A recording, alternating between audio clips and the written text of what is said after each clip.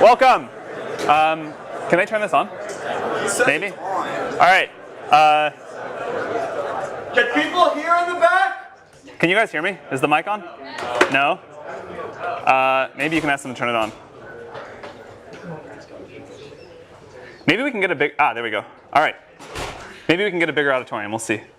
So welcome to CS 183B. I'm Sam Altman, I'm the president of Y Combinator. 9 years ago, I was a Stanford student, and then I dropped out to start a company, and then I've been an investor for the last few. So at YC, we've been teaching people how to start startups for 9 years. Most of it's very hands-on and specific to the startups, but 30% of it is pretty generally applicable. And so we think that we can teach that 30% in this class. And even though that's only 30% of the way there, hopefully it'll still be really helpful. We've taught a lot of this at YC already, but it's all been off the record. And this is the first time that a lot of what we teach in YC is going to be on the record. So we've invited some of our best speakers to come and give the same talks they give at YC. We've now funded 720 companies. And so we're pretty sure that a lot of this advice is pretty good. We can't fund every startup yet, but we can hopefully make this advice very generally available. Guest speakers are going to teach 17 of the 20 classes. I'm only teaching 3. Counting YC itself, every guest speaker has been involved in the creation of a $1 billion+ company. So the advice shouldn't be that theoretical. It's all from people who have done it. All of the advice in this class is geared towards people starting a business where the goal is hypergrowth and eventually building a very large company. Much of it doesn't apply in other cases, and I want to warn people up front that if you try and do these things in a lot of big companies or non-startups, it won't work. It should still be interesting. I really do think that startups are the way of the future, and it's worth trying to understand them. But startups are very different than normal companies. So over the course of today and Thursday, I'm going to try to give an overview of the 4 areas that you need to excel at in order to maximize your chances of success at a startup. And then throughout the course, the guest speakers are going to drill into all of these in more detail.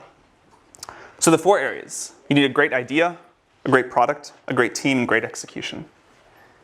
These overlap somewhat, but I'm going to have to talk about them somewhat individually to make it make sense. You may still fail. The outcome is something like idea times product times execution times team times luck, where luck is a random number between 0 and 10,000, literally that much. But if you do really well in the 4 areas you can control, you have a good chance at least some amount of success. One of the exciting things about startups is that they are surprisingly even playing field. Young and inexperienced, you can do this. Old and very experienced, you can do this too. And one of the things that I particularly like about startups is that some of the things that are bad in other work situations, like being poor and unknown, are actually huge assets when it comes to starting a startup. Before we jump in on the how, I want to talk about why you should start a startup. I'm somewhat hesitant to be doing this class at all, because you should never start a startup just for the sake of doing so. There are much easier ways to get rich, and everyone who starts a startup always says, that they couldn't have imagined how hard and painful it was going to be. You should only start a startup if you feel compelled by a particular problem, and that you think starting a company is the best way to solve it. The specific passion should come first, and the startup second. In fact, all of the big successes we have at YC followed this. So for the second half of today's lecture, Dustin Moskovitz, the co-founder of Facebook and Asana, is going to take over and talk about why to start a startup. We were so surprised by the amount of attention that this class got that we wanted to make sure we spend a lot of time on the why. Okay, so the first of the 4 areas, a great idea.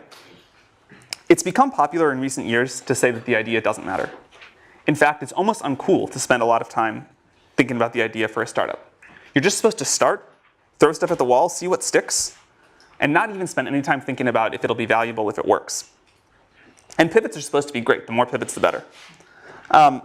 So this isn't totally wrong. Things do evolve in ways that are difficult to predict. And there's a limit to how much you can figure out without actually getting a product in the hands of users. And great execution is at least 10 times more important and 100 times harder than a good idea. But the pendulum has swung way out of whack here. A bad idea is still bad, and the pivot-happy world that we're in today feels really suboptimal. Great execution towards a terrible idea will get you nowhere. There are exceptions, of course, but most great companies start with a great idea, not a pivot. If you look at successful pivots, they almost always are a pivot into something the founders themselves wanted, not a random made-up idea. Airbnb happened because Brian Chesky couldn't pay his rent, but he did have some extra space. In general, though, if you look at the track record of pivots, They don't become big companies. I myself used to believe ideas didn't matter that much, but I'm very sure that's wrong now. The definition of the idea as we talk about it is very broad. It includes the size and the growth of the market, the growth strategy for the company, the defensibility strategy, and so on. When you're evaluating an idea, you need to think through all these things, not just the product. If it works out, you're going to be working on this for 10 years. So it's worth some real upfront time to think through the long-term value and the defensibility of the business. Even though plans themselves are worthless, the exercise of planning is really valuable and totally missing in most startups today. Long-term thinking is so rare anywhere, but especially in startups, that it's a huge advantage if you do it. Remember that the idea will expand and become more ambitious as you go. You certainly don't need to have everything figured out in a path from here to world domination, but you really want a nice kernel to start with. You want something that can develop in interesting ways. As you're thinking through ideas, another thing that we see young founders get wrong all the time is that someday you need to build a business that's difficult to replicate. This is an important part of a good idea. I want to make this point again because it's so important. The idea should come first and the startup should come second. Wait to start a startup until you come up with an idea you feel compelled to explore. This is also the way to choose between multiple ideas.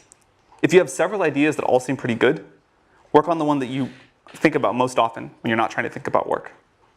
But we hear again and again from founders that they wish they had waited to start a startup until they came up with an idea that they really loved. Another way of looking at this is that the best companies are almost always mission-oriented. It's difficult to get large groups of people to the extreme levels of focus and productivity that you need for a startup to be successful, unless the company feels like an important mission.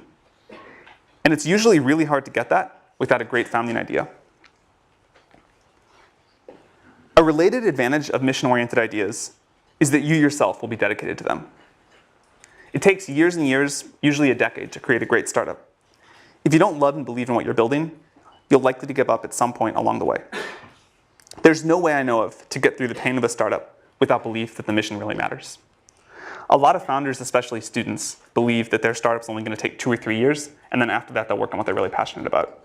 That almost never works. Good startups usually take 10 years.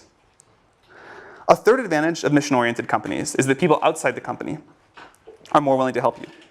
You'll get more support on a hard, important project than a derivative one. When it comes to starting startups, in many ways it's easier to start a hard startup than an easy startup. This is one of those counterintuitive things. It takes people a long time to understand. It's difficult to overstate how important being mission-driven is, so I want to emphasize it one last time. Derivative companies, companies that copy an existing idea with very few new insights, don't excite people, and they don't compel the teams to work hard enough to be successful. Paul Graham is going to talk about how to get startup ideas next week. It's something that a lot of founders struggle with, but it's something I believe you can get better at with practice, and it's definitely worth trying to get better at. The hardest part about coming up with great ideas is that the best ideas often look terrible at the beginning. The 13th search engine, and without all the features of a web portal, most people thought that was pointless. Search was done, and anyway, it didn't matter that much. Portals were where the value was at. The 10th social network, and limited only to college students with no money, also terrible. MySpace had won, and who wants college students as customers? Or a way to stay on strangers' couches. That just sounds terrible all around. These all sounded really bad, but they turned out to be good. If they had sounded really good, there would have been too many people working on them. As Peter Thiel is going to discuss in the 5th class, you want an idea that turns into a monopoly. But you can't get a monopoly in a big market right away. Too much competition for that. You have to find a small market in which you can get a monopoly and then quickly expand. This is why some great startup ideas look really bad at the beginning. It's good if you can say something like, today, only this small subset of users are going to use my product, but I'm going to get all of them. And in the future, almost everyone will use my product. Here's the theme that's going to come up a lot. You need conviction in your own beliefs and a willingness to ignore others' naysaying. The hard part is that this is a very fine line. There's right on one side of it and crazy on the other. But keep in mind that if you do come up with a great idea, most people are going to think it's bad. You should be happy about that. It means they won't compete with you. This is also a reason why it's not usually dangerous to tell people about your idea. The truly good ideas don't sound like they're worth stealing. You want an idea about which you can say, I know it sounds like a bad idea, but here's specifically why it's actually a great one. You want to sound crazy, but you want to actually be right. and you want an idea that not many other people are working on. And it's okay if it doesn't sound big at first. Common mistake among founders, especially first-time founders, is they think that the first version of their product, the first version of their idea, needs to sound really big. But it doesn't. It needs to take over a small specific market and expand from there. That's how most great companies have started. Unpopular but right is what you're going for. You want something that sounds like a bad idea, but is a good idea. You also really want to take the time to think about how the market's going to evolve. You need a market that's going to be big in 10 years.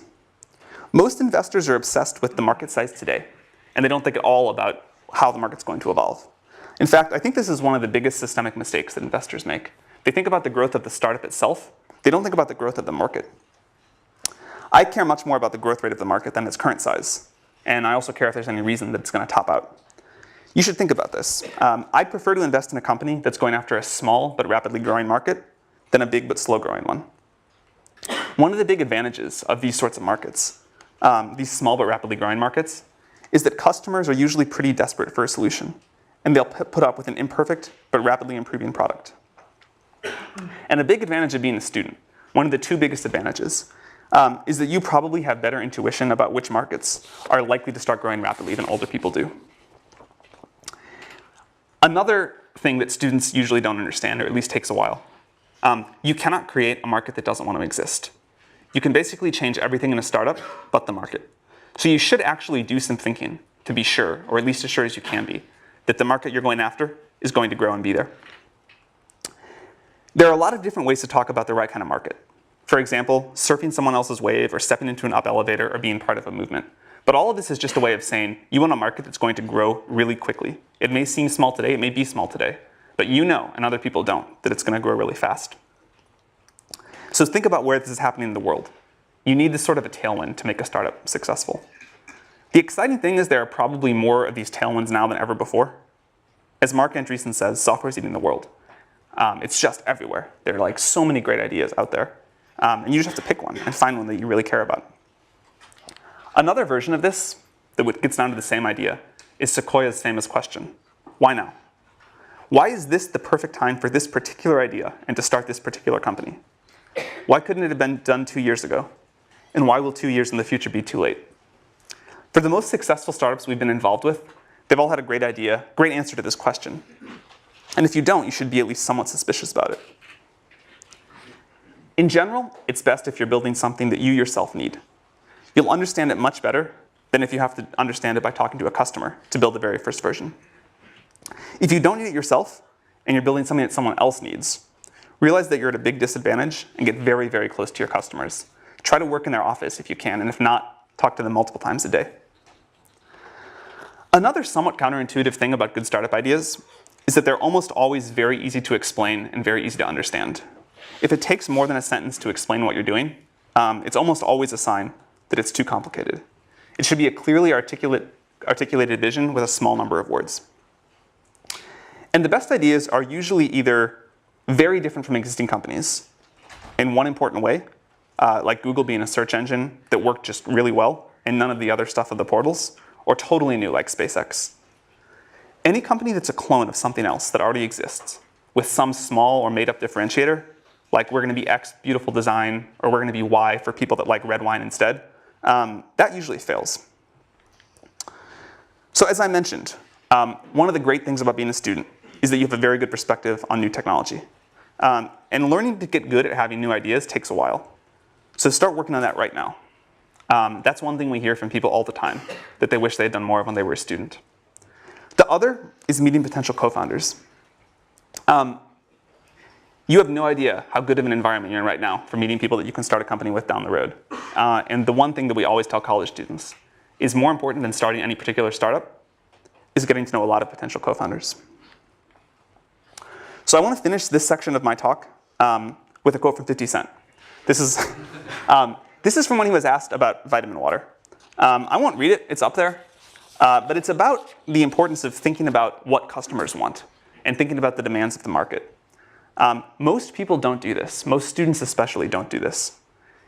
If you can just do this one thing, if you can just learn to think about the market first, you will have a big leg up on most people starting startups.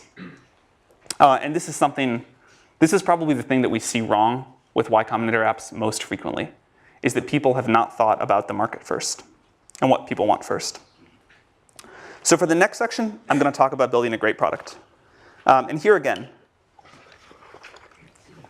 I'm going to use a very broad definition of product.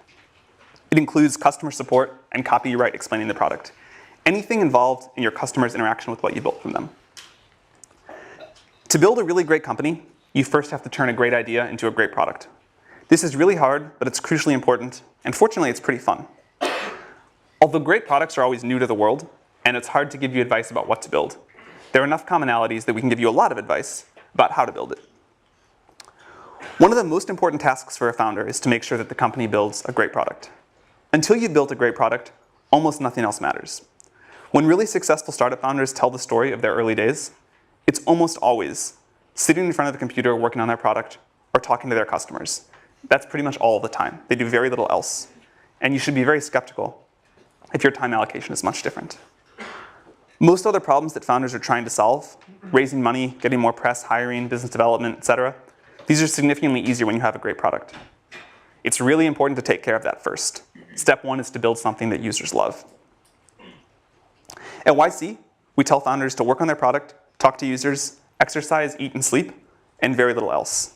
All the other stuff I just mentioned, PR, conferences, recruiting advisors, doing partnerships, you should ignore all of that and just build a product and then get it as good as possible by talking to your users.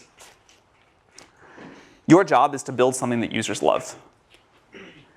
Very few companies that go on to be super successful get there without first doing this. A lot of good on paper startups fail because they merely make something that people like. Making something that people want, but only a medium amount, is a great way to fail and not understand why you're failing. So these are the two jobs. Something that we say at YC a lot is that it's better to build something that a small number of users love than a large number of users like. Of course, it'd be best to build something that a small number of users love, but opportunities to do that for V1 are rare, and they're usually not available to startups. So in practice, you end up choosing either the gray or the orange. You make something that a lot of users like a little bit, or something that a small number of users love a lot.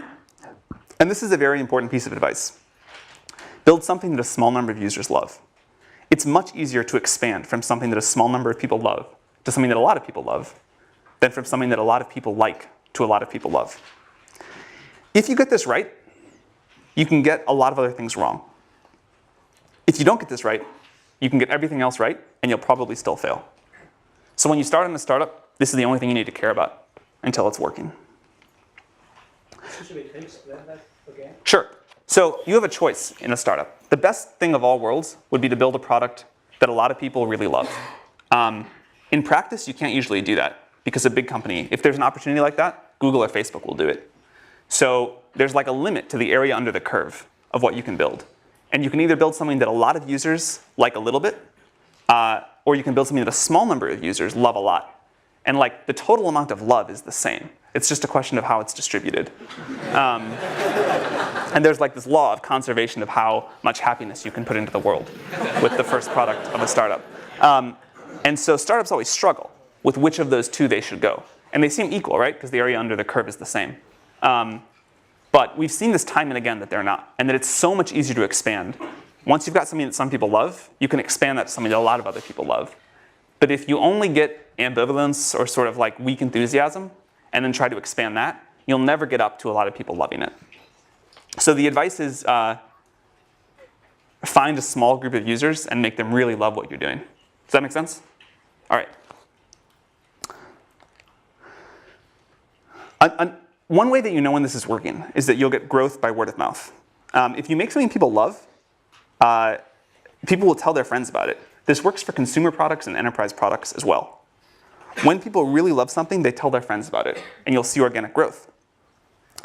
If you find yourself talking about how it's okay that you're not growing because there's a big partnership that's going to come save you or something like that, it's almost always a sign of real trouble.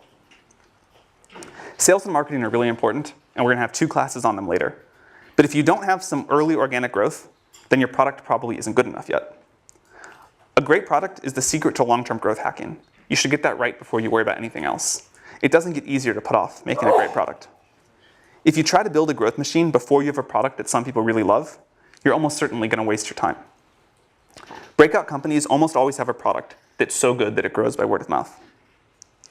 Over the long run, great products win. Don't worry about your competitors raising a lot of money and what they may do in the future. They probably aren't very good anyway. Very few startups die from competition. Most die because they themselves fail to make something users love. They spend their time on other things. So worry about this above all else. Another piece of advice to make something that users love, start with something simple. It's much, much easier to make a great product if you have something simple. Even if your eventual plans are super complex, and hopefully they are, you can almost always start with a smaller subset of the problem than whatever you think is the smallest. And it's hard to build a great product, so you want to start with as little surface area as possible. Think about the really successful companies and what they started with. Think about products that you really love. They're generally incredibly simple to use and especially to get started using. The first version of Facebook was almost comically simple. The first version of Google was just an ugly web page with a text box and 2 buttons, but it returned the best results, and that's why users loved it. The iPhone is far simpler to use than any smartphone that ever came before it, and it was the first one that people really loved. Another reason that simple is good is because it forces you to do one thing extremely well, and you have to do that to make something that people love.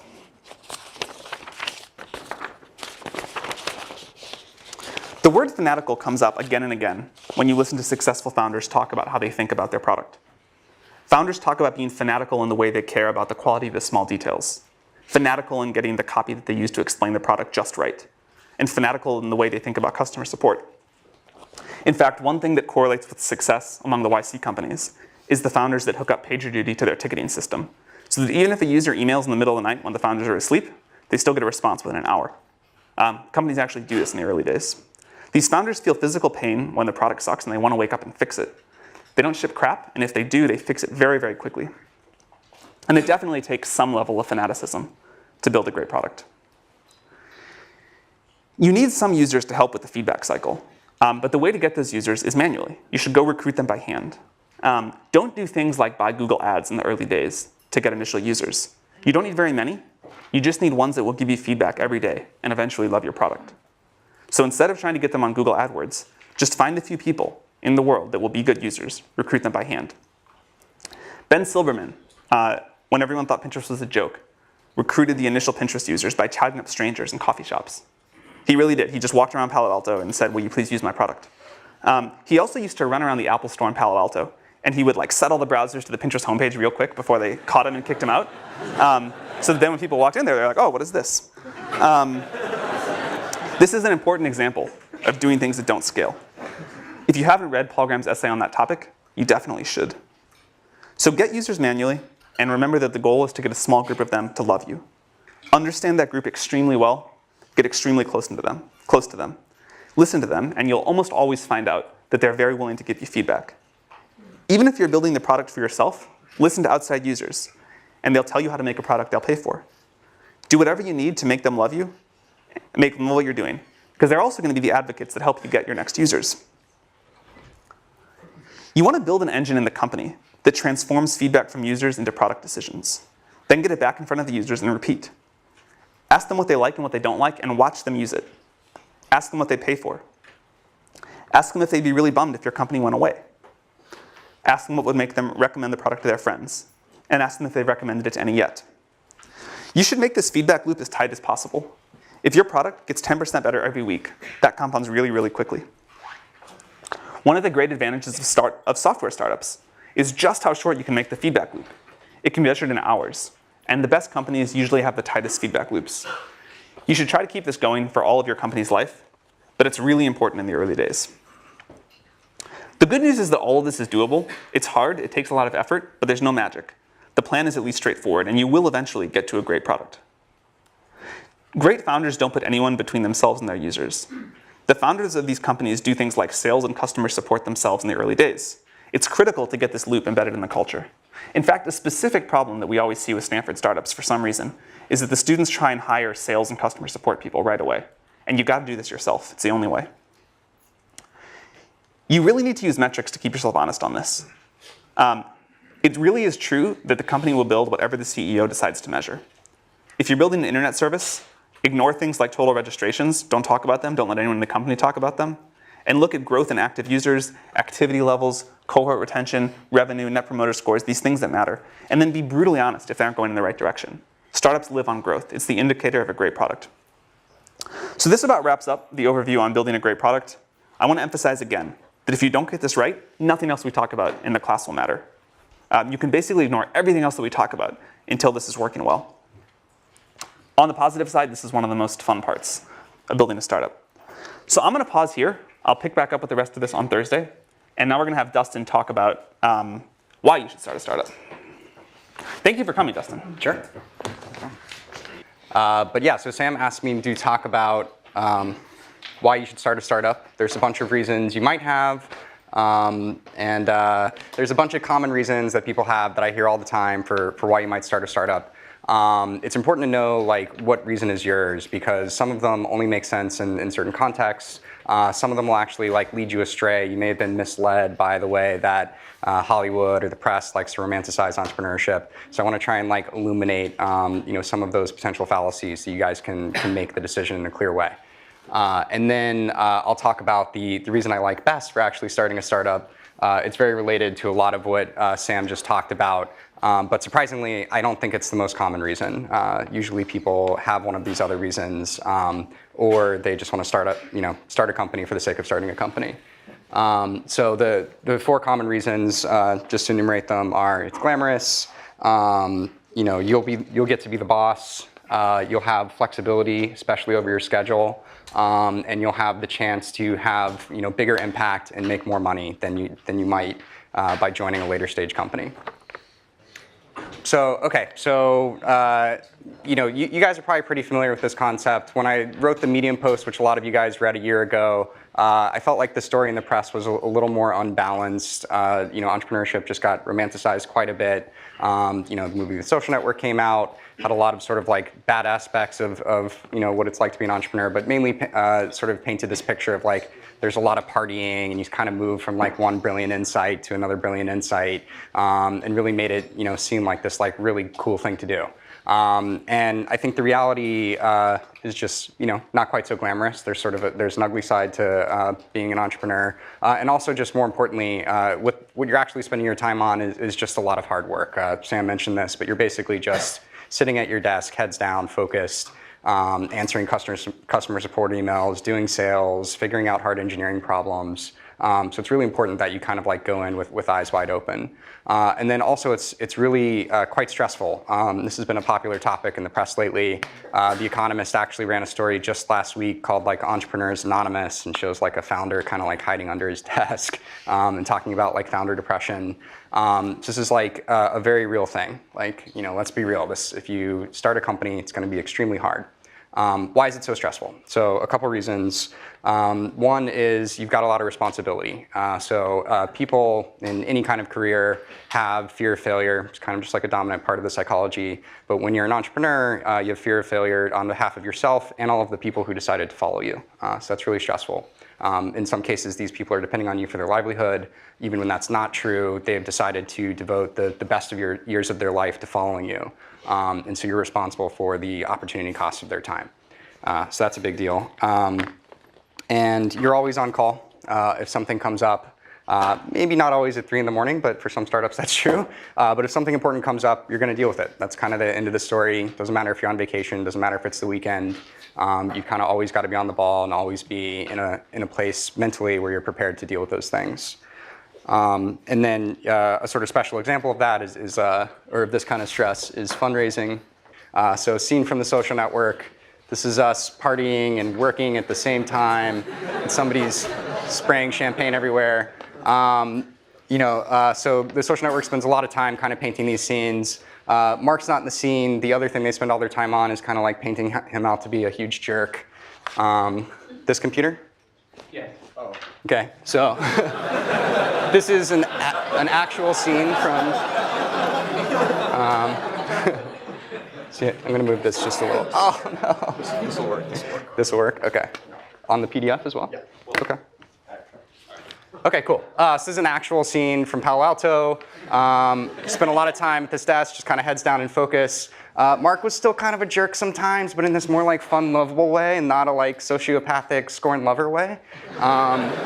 So this is him like signaling his intention to just be focused and keep working, not be social. So then there's also the scene sort of demonstrating the like brilliant insight moment. It's kind of like straight out of A Beautiful Mind. They literally stole that scene. So they like to paint it as you just kind of like jump from one of these moments to the other moment with like parting in between. But really, we're just at that table the whole time. So interestingly, if you compare this to the other photo, Mark is in the exact same position, but he's wearing different clothes. This is definitely a different day. So cool. So that's what it's actually like in person. And I just covered this bullet up here. This is the Economist article I was talking about a second ago. So another form of stress is just like unwanted media attention. So part of it being glamorous, you get some positive media attention sometimes. It's nice to be on like the cover of Time and like be the person of the year. It's maybe a little less nice to be on the cover of People with like one of your wedding photos. Depends who you are. Some people would like that. I'd really hate it. But when Valleywag like analyzes your lecture and just tears you apart, like you definitely don't want that. Nobody wants that. And then one thing I almost never hear people talk about is you're just a lot more committed. So if you're an employee of a startup and things are stressful, it's not going well, you're unhappy, you can just leave. For a founder, you can leave, but it's very uncool, pretty much a black eye on the rest of your career. And so you really are committed. For 10 years if it's going well, probably more like 5 years if it's not going well. So 3 years to figure out that it's not going well, and then if you find like a nice landing for your company, another 2 years at the acquiring company. And if you leave before that, again, it's not only going to harm yourself financially, it's going to harm all your employees, so you pretty much don't. So if you're lucky and you have a bad startup idea, you fail quickly, but most of the time it's not like that. All right, moving right along. And I should say, I've had a lot of this stress in my own life, especially in the early years of Facebook. I just got really unhealthy. I wasn't exercising, had a lot of anxiety, actually like threw out my back like almost every 6 months, like when I was like 21, 22, which is like pretty crazy.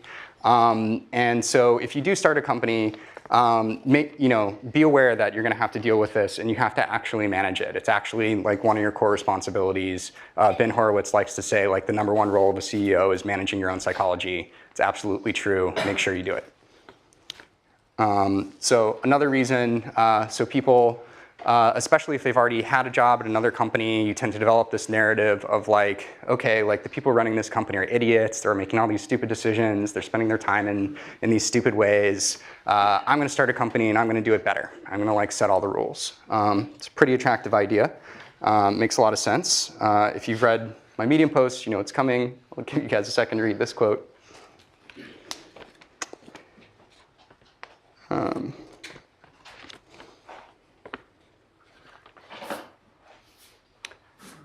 Cool. So this really resonates with me. And one thing I'd point out is, the reality of these decisions is pretty nuanced. The people you thought were idiots probably weren't idiots. They probably just had like a really difficult decision in front of them, and people pulling them in multiple directions.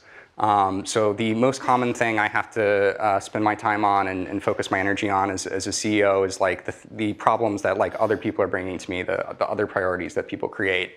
And it's usually in the form of a conflict. People want to go in different directions, or like customers want different things. And like I might have my own opinion about that. But really the game I'm playing is like, who do I disappoint the least? And like just trying to like navigate all these difficult situations. And even on a day-to-day basis, I might come in on Monday and like have all these grand plans for like how I'm going to improve the company and what I'm going to spend my time on. But then if like an important employee is threatening to quit, that's what I'm spending my time on. That's my #1 priority. So a subset of you're the boss is you have flexibility. You have control over your own schedule. This is a really attractive idea. So here's the reality, another Phil Liven quote. So this really resonates with me as well. And some of the reasons for this, again, you're always on call. So maybe you don't intend to work all parts of the day, but you might not get to control which ones. You're a role model. This is super important. So if you're an employee of a company, you might have some good weeks, you might have some bad weeks, some weeks when you're low energy, maybe you want to take a couple extra days off. That's really bad if you're an entrepreneur. Like your team will really signal off what you're bringing to the table. And so if you take your foot off the gas, so will they. You're always working anyway. So if you're really passionate about an idea, it's just going to like pull you to keep working on it. If you're working with great investors, you're working with great partners, they're going to want to be working really hard. They're going to want you to be working really hard. And again, you're going to want to work really hard.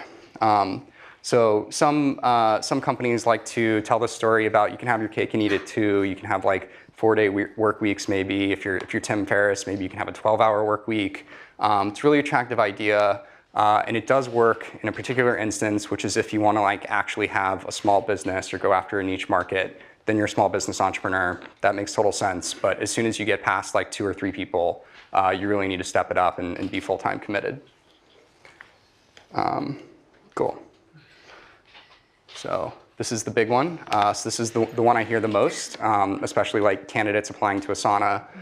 They tell me, you know, I'd really like to work for a much smaller company or start my own because then I have a much bigger slice of the pie. I'll have much more impact on how that company does, and I'll have more equity, so I'll make more money as well.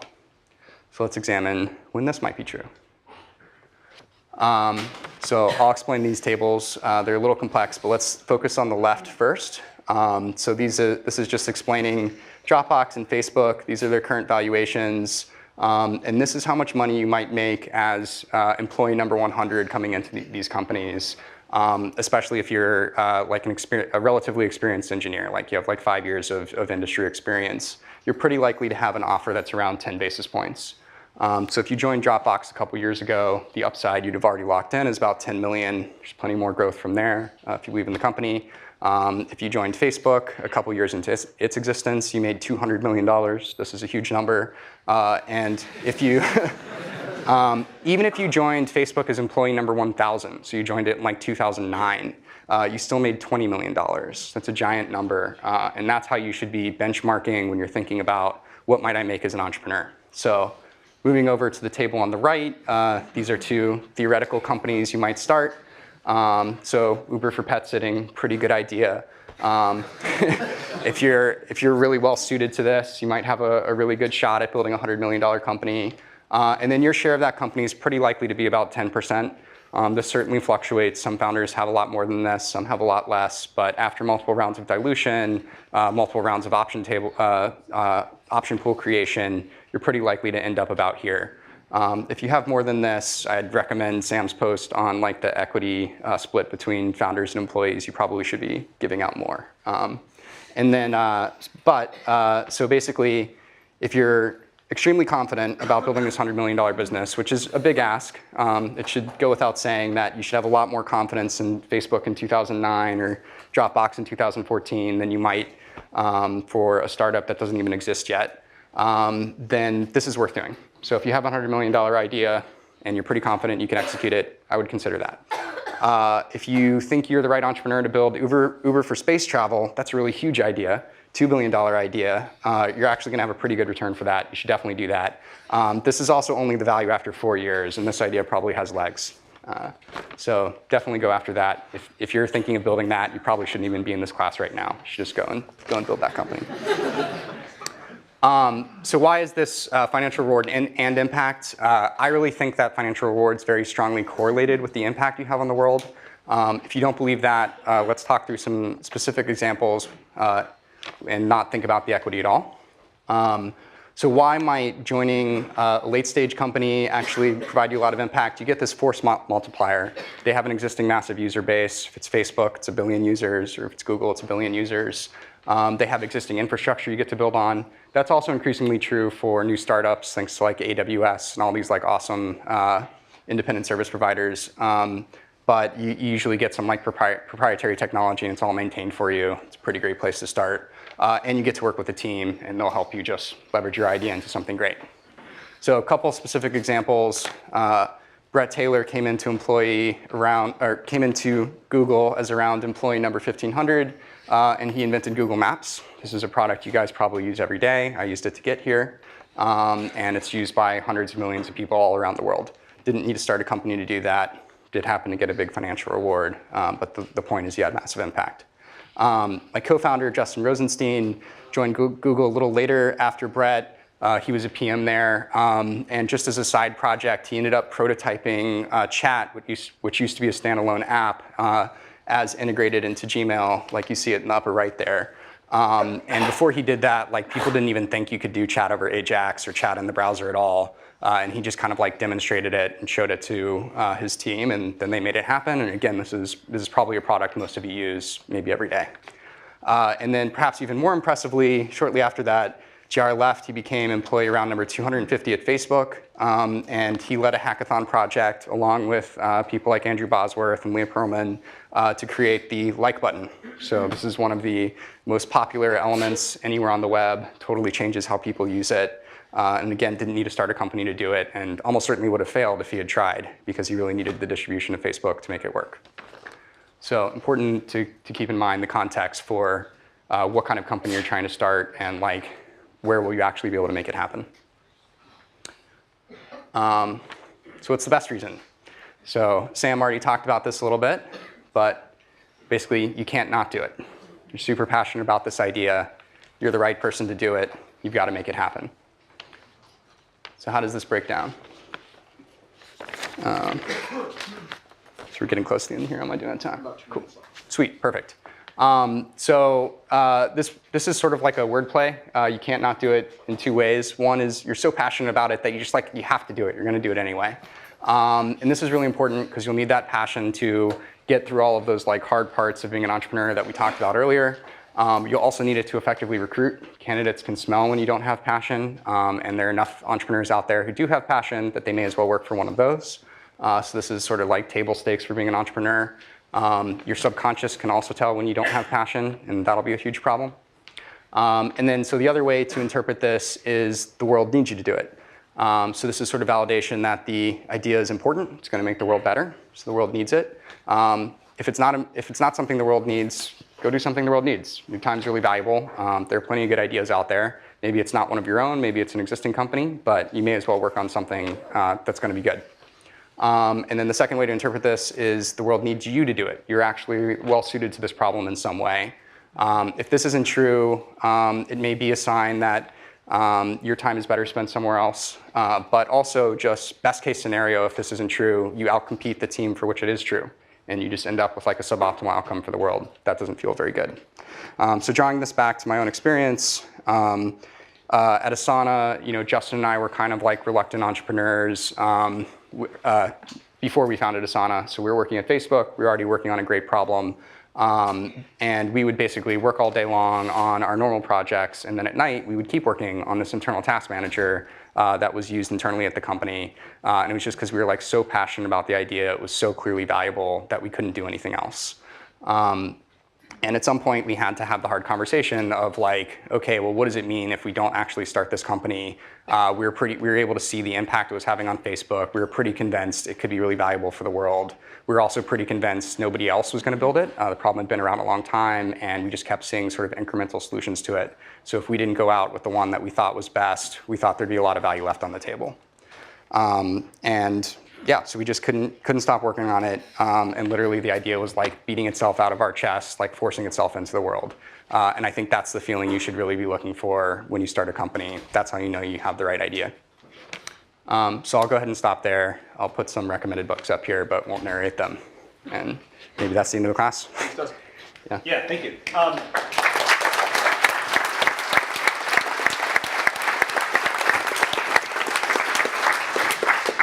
Maybe Dustin can stick around for a few minutes if you have questions for him. And see you Thursday. Thank you.